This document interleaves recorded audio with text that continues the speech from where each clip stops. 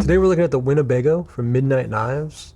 Midnight Knives is a husband and wife company out of Northern California.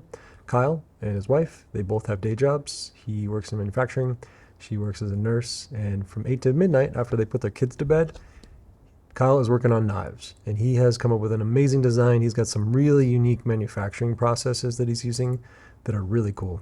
So I'm going to get into that. First, let's talk about the knife. This is their mid-size. They have 3 different sizes. So they have a larger one and a smaller one. This one has a overall length of 6.75 inches, 2.625 inch blade, Magnacut steel, 61 to 63 on the hardness, and this one's 3.3 ounces. You can go up to a 3.5 inch blade or down to a 2.25 inch blade. The larger blade is going to have a belt loop for your sheath instead of ulti clips. They have the 2 inch or the 2.2 ulti on here. This thing has a lot of ergonomics going on here for it. You're locked in. You can't hurt yourself. All you're going to hurt is a bunch of cardboard boxes and whatever you're cutting. And it's got some jimping on the back that's just smoothed out but aggressive. It's hard to describe, but it's perfect. Good index point. And you're just going to have a lot of power with this. We've got several different options for handles and different finishes. This is the Camo Micarta, which is so cool. I love it. Super rad.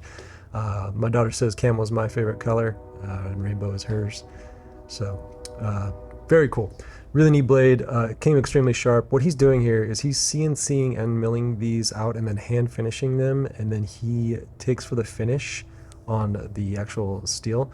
He's doing this vapor honing, I think it's calling, and it's basically hardening the steel even more on the outside versus like pitting it, like sandblasting. I just got off the phone with him because I just wanted to make sure I got everything right, and this is super cool. He also put my initials on here, OGG, for Oregon Gear Guy. I always thought that EJR looks funny when it's written out, so let's do OGG, and I love it. It looks super cool. So you can get your initials on there for you if you order one. Very, very cool blade. These are sitting around, I think, up and around $300 or so, which is amazing for a USA-made knife of this quality and design. And then he's using a system called, oh gosh, what's it called? It's the Tormek sharpening system, and it's like a stone on a wheel with water in it, so you can't heat your blade up and kill your finish, which is really cool. So if you are sharpening your own knives, you want to be careful of that, obviously. If you're using a belt, you don't want to temper these. So he also strops it on that too, which this thing came razor sharp. It just wants to eat paper. Let's feed it some paper real quick. Yeah, this is phenomenal. Probably gonna have to feed this a couple cardboard boxes a day. Just so it's happy. Yeah, super cool.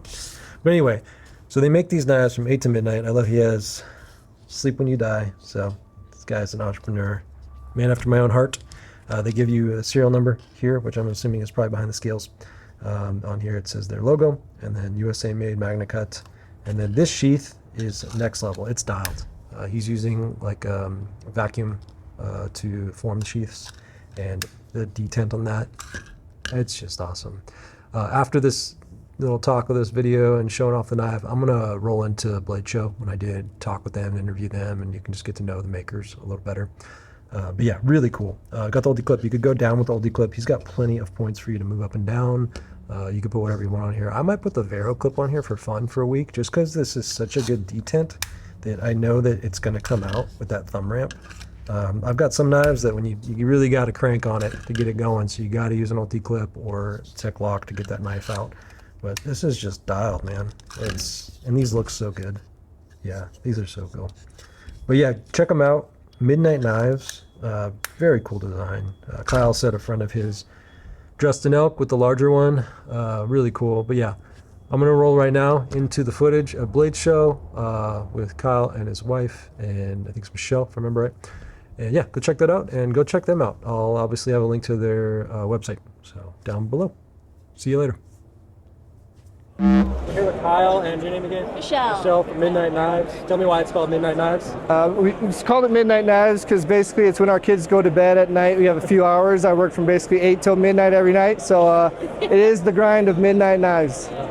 I did the same thing. I actually do the same thing. I work from 8 to midnight as well, editing photos. So. I mean, it's a hustle. I get it, yeah. When you have kids, you're busy and want to spend time with them. And Yeah, tell me about your knives. So basically, I do industrial design in the day job, and I'm big into ergonomics. So I'll do a lot of home goods. So my first models, I was more based off of how does it feel, and then I started looking into what shape would I want personally. Maybe that's, you know, whatever. But I think this is the shape, utility-wise, that I would go with. Yeah. And after I got this standard size here dialed in, I moved on to more of an outdoor sporting size. I think this is a great camp knife personally.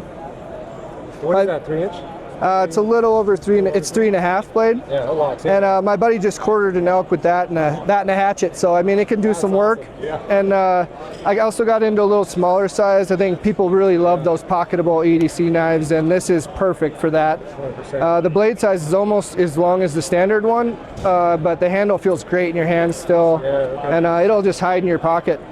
And are you making your own sheaths? I am. So I'm doing the vacuum for them, and then I'm cutting them out on my CNC. I made my first sheath this year. Man, this is amazing.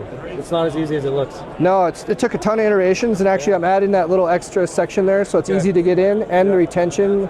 I can dial it in by making that tighter or looser. Yeah. And so I'm kind of in between right now, but some people really like it loose. Yeah. And some people want it rock solid, so you can't have everybody pleased, but I made it for myself, sort of, so right now it's dialed in for me, you know? Yeah. Yeah. That's awesome. I think it's important, though. You put in all that time at night, and you got to like what you're doing. Oh, yeah. Sure. And I love it, and it's great to have her out here, and not the kids maybe, but yeah, it's great. Everybody's so nice out here.